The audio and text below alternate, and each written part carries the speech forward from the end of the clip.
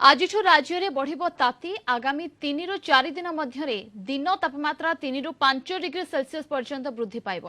एने पूर्वानुमान करिछि भुवनेश्वर पाणीपाग केन्द्र। गतकाली झारसुगुड़ा रे सर्वाधिक दिन तापमात्रा 42.2 डिग्री सेल्सियस रेकर्ड करा जायछि।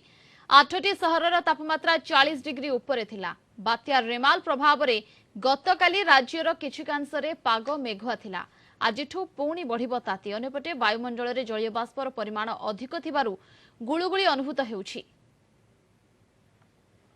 हमर दिन तापमात्रा 3 रु नेकी 5 डिग्री सेल्सियस तक बढ़िबार संभावना रही, जहाँ फल कि लोकल कन्वेक्टिव एक्टिविटी हो पारे। फल किसी किसी जगार कि गोटे दिटा जगार हल्का वर्षा हो। सुमन राणा भुवनेश्वर रिपोर्टर अधिक सूचना फोन लाइन में जोड़ी होती। सुमन, आज तापमात्रा पुणी वृद्धि हेब, तेज पश्चिम ओडिशा रे ऑलरेडी जदि कहबा 42 डिग्री पर्यंत तापमात्रा छुंची एवं पुणी थरे ए ताती बढ़िबो 3 ରୁ 5 डिग्री पर्यंत।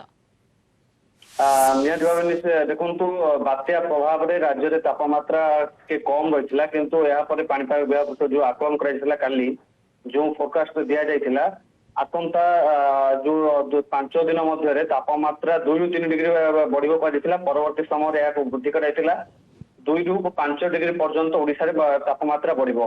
आपण देखंतु तापमात्रा जेते बेले ओडिशा रे कम रहउची किंतु आर्द्रता अधिक रहिबार गुळीगुळी अधिक अनुभूति होची। आपनको मु काली रात्रि भुवनेश्वर गोटे कथा कहया पई चाहे, काली 9:15 सुधा भुवनेश्वर तापमात्रा 31.6 डिग्री थिला। रात्रि रे 9:15 सुधा 31.6 डिग्री तापमात्रा थिला, किंतु ह्यूमिडिटी अर्थात आर्द्रता 80% थिला, 88% थिला। आपण अनुमान करंतु तापमात्रा 31.6 डिग्री थिबा बेले आर्द्रता 88% रहउची।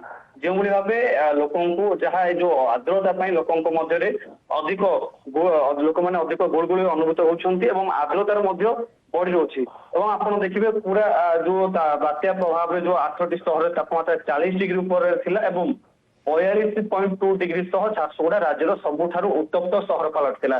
एवं आपको आउ गोटे कथा कहना चाहिए, जितेबाला राज्य में ये गुळुगुळी एवं तापमात्रा वृद्धि पाई ओडिशावासी और भारतवासी गोटे खुशी खबर रही। आसंता 5 दिन मध्य केरल छुईब मौसुमी, अर्थात आम कहीपर 1 किंबा 31 तारीख सुधा केरल छुईब मौसुमी।